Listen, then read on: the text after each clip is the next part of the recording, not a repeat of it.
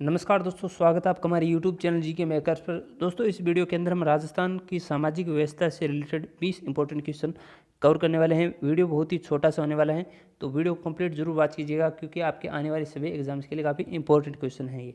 ठीक है, और साथ ही साथ आपको इंटरेस्टिंग क्वेश्चन भी मिलने वाले हैं। कुछ आपकी जीके की नॉलेज इंक्रीज जरूर होगी। और दोस्तों, आप किस एग्ज़ाम की तैयारी कर रहे हो ये भी आप कमेंट में ज़रूर लिख के बताइएगा, क्योंकि इससे आइडिया लग जाएगा कि मुझे ज़्यादा से ज़्यादा किस टॉपिक पर वीडियो बनाने चाहिए। ठीक है, अब देखिए, ऐसी कौन सी जाति जो अपने को हिंदू कहती थी लेकिन हिंदू धर्म के नियमों को नहीं मानती थी। ठीक है, ऐसी जाति पूछी गई यहाँ पे, तो कि हिंदू तो कहती थी अपने आप को लेकिन हिंदू धर्म को नहीं मानती थी। तो ये थी दोस्तों मेयर जाति। याद रह जाएगा आपको, मेयर ऐसी जाति थी। क्वेश्चन नंबर 2 है, कुछ लोग जबरन धर्म परिवर्तन द्वारा मुसलमान बने।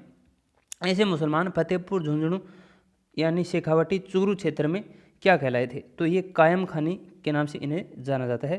ये आज भी रहते हैं दोस्तों, यहाँ पे कायम खानी इन्हें कहा जाता है। राजस्थान के धार्मिक जीवन को नई दिशा देने में सर्वप्रथम योगदान किस संत का था?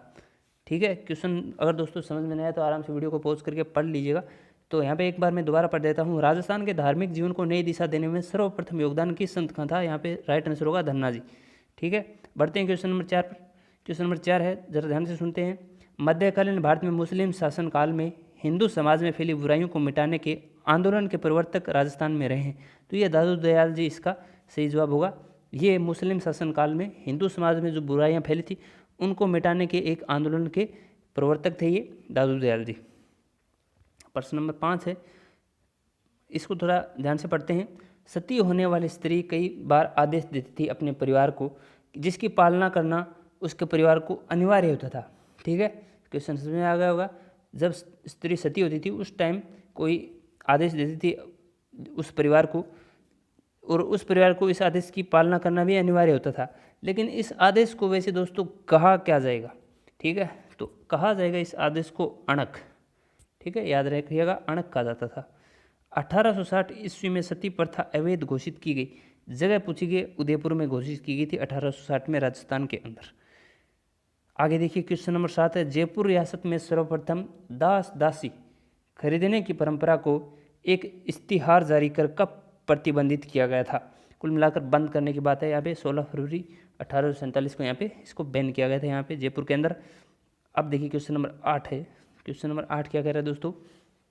8 कह रहा है, सांगड़ी प्रथा में घरेलू दास पीढ़ी अपने मालिक जैसे राजा, सेठ, जमींदार आदि के यहाँ आजीवन आमुक्त दशा में रहते हुए काम करते थे। ठीक है, घरेलू जो दास दासी होते थे वो काम करते थे। इस प्रथा का एक नाम और भी क्या है?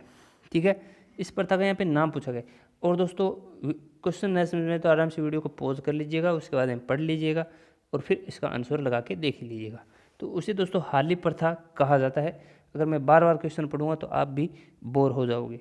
अब देखिए, डाकण प्रथा मुख्य रूप से किस जाति में पाई जाती है? डाकण प्रथा मुख्य रूप से किस जाति में पाई जाती है? क्वेश्चन ये है। तो भील व मीणा ऐसी जाति है जिसके अंदर डाकण प्रथा पाई जाती है।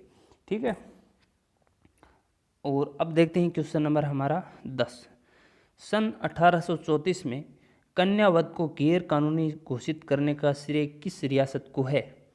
ठीक है, किस रियासत को है पूछा गया यहाँ पे। राइट आंसर है दोस्तों कोटा। ठीक है, 1834 में। प्रश्न नंबर हमारा 11 है, कन्यावध की कुरीति राजस्थान में किस समाज के साथ जुड़ी है? कन्यावध की कुरीति यहाँ पे किस समाज में जुड़ी है? तो यहाँ पे दोस्तों इसका आंसर यहाँ पे हो जाएगा राजपूत समाज के अंदर। ठीक है, प्रश्न नंबर 12 है, राजस्थान में समस्त रियासतों में कन्यावध को गैर कानूनी घोषित कर दिया गया। यानी कि जितने भी राजस्थान की रियासत थी उनके अंदर कब गैर कानूनी घोषित कर दिया गया था कन्यावध को? 1849 के अंदर ये चीज़ें गैर कानूनी घोषित कर दी गई थी। चलिए क्वेश्चन को पढ़ते हैं, देखते हैं। सगाई को लेकर विवाह संपन्न होने तक सादगी किस समाज के बुनियाद रिवाजों में पाई जाती है? यानी कि क्वेश्चन कह रहा है कि सगाई से लेकर और विवाह संपन्न होने तक, ठीक है, ये जो पीरियड है उसके दरमियान सादगी, समझ गए होंगे आप, सादगी, ठीक है, किस समाज के बुनियादी रिवाजों में पाई जाती है? इस समाज में वर पक्ष कन्या पक्ष का अपने आप को ऋणी मानता है। ठीक है, जो लड़का है वो कन्या पक्ष को अपने आप को ऋणी मानता है। ठीक है, समझ गए होंगे आप। तो ये दोस्तों पुष्करना जो समाज है ना, इसके अंदर ये रीति है, याद रखिएगा आप। अब देखिए प्रश्न नंबर 14 है, राजस्थान में जो दासियां उपपत्नी के रूप में स्वीकार कर ली जाती थी उन्हें क्या कहा जाता था। ठीक है, उपपत्नी के रूप में जिस समाज के अंदर दासियां स्वीकार कर ली जाती थी उन्हें क्या कहा जाता था, उन्हें क्या कहा जाता था दोस्तों। यहाँ पे राइट आंसर बन जाता है ऑप्शन नंबर डी, पड़दावत, पासवान, खवासन, उपयुक्त सभी। इन सभी को यही नाम थे दोस्तों उस समय। राजस्थान में जो दासियां उपपत्नी के रूप में स्वीकार कर ली जाती थी उन्हें पड़दावत, पासवान, खवासन, ये सभी नामों से जाना जाता था। ठीक है, उपयुक्त सभी इसका राइट आंसर हो जाएगा। अब आगे देखिए प्रश्न नंबर 15 है, रनिवास में सम्मिलित नहीं होने वाली दासियां कहलाती थी। रनिवास में सम्मिलित नहीं होने वाली दासियां कहलाती थी दावड़ी। ठीक है, दावड़ी कहलाती थी। आगे देखते हैं, किस प्रथा के अनुसार पत्नी अपने पति को छोड़कर किसी अन्य पुरुष के साथ रह सकती है। ये कौन सी प्रथा है भाई राजस्थान के अंदर। तो राइट आंसर इसका हो जाता है ऑप्शन नंबर ए, नाता। ठीक है, नाता प्रथा के अनुसार पत्नी अपने पति को छोड़कर किसी अन्य पुरुष के साथ रह सकती है। ठीक है, आगे देखते हैं 17 नंबर, लीला मेरिया संस्कार आदिवासियों में किस प्रथा से जुड़ा है। लीला मेरिया संस्कार, राइट आंसर है दोस्तों ऑप्शन नंबर सी, विवाह प्रथा। विवाह प्रथा से ये संबंधित संस्कार है आदिवासियों के अंदर, लीला मेरिया। ठीक है, आगे देखिए 18 नंबर क्वेश्चन है, आदिवासी संस्कृति में लोकाई से तात्पर्य है। लोकाई से तात्पर्य क्या है। लोकाई से तो तात्पर्य यहाँ पे दोस्तों मृत्यु भोज से है आदिवासी में। प्रश्न नंबर 19 है, 810 ईस्वी के किस अभिलेख से ज्ञात होता है कि राजपूत सामंत रेणुका की पत्नी संपल देवी के पति के साथ सती हुई। तो इसको दोबारा पढ़ते हैं आप। 810 ईस्वी के किस अभिलेख से ज्ञात होता है कि राजपूत सामंत रेणुका की पत्नी संपल देवी पति के साथ सती हुई। क्वेश्चन ये है, तो राइट आंसर है घड़ियाला अभिलेख से ये ज्ञात होता है। अब देखते हैं प्रश्न नंबर 20, राजस्थान में बहुविवाह प्रथा के अंतर्गत पहली पत्नी को बड़ी कहा जाता था, दूसरी पत्नी क्या कहलाती थी। तो इसका सही जवाब है दोस्तों ऑप्शन नंबर ए। ठीक है, ये कहा जाता था दोस्तों ऑप्शन नंबर ए, आप पढ़ सकते हो आराम से। ऑप्शन नंबर ए इसका राइट आंसर होगा। दोबारा सुनते हैं क्वेश्चन को, राजस्थान में बहुविवाह प्रथा के अंतर्गत पहली पत्नी को बड़ी कहा जाता था, तो दूसरी को ये ऑप्शन नंबर ए वाला कहा जाता था।